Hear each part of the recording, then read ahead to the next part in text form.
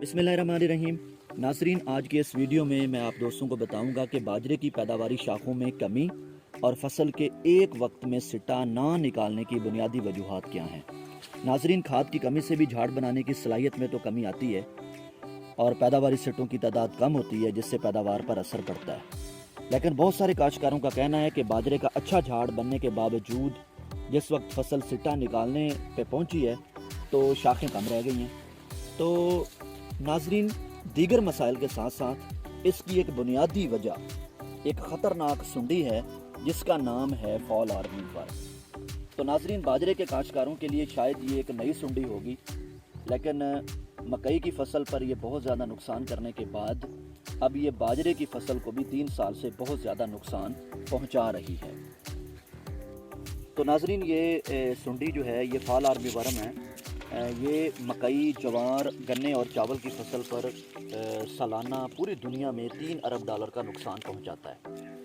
तो fall army worm, जैसे कि आप कैमरे में देख रहे हैं कि बाजरे की शाखों पर हमलावर है और बाजरे के बहुत सारी शाखों को इसने मुकम्मल तौर पर ख़त्म कर दिया है। तो ये कैसे अटैक करती है? फॉल आर्मी वर्म की मादा बहुत एक्टिव होती है, बहुत तेज़ होती है।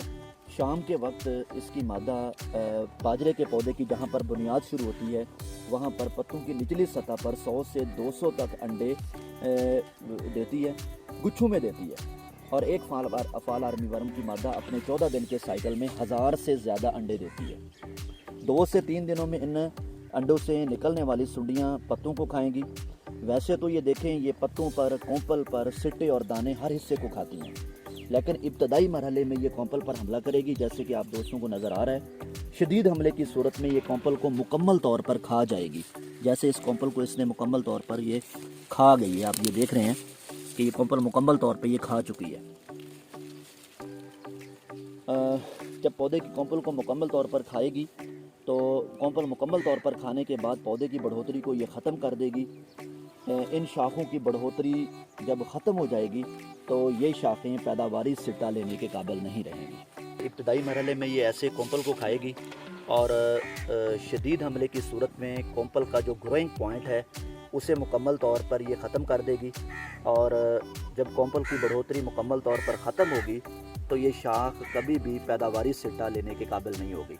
हाँ, इसकी बढ़ोतरी होगी, लेकिन इस पर कभी भी ताकतवर सिट्टा नहीं लगेगा, जिसे हम पैदावारी सिट्टा कहते हैं। सिट्टा छोटा होगा और पैदावार में कमी आएगी। तो फॉल आर्मी वर्म इब्तदाई मरहले में तो ये कोंपल को खाएगी।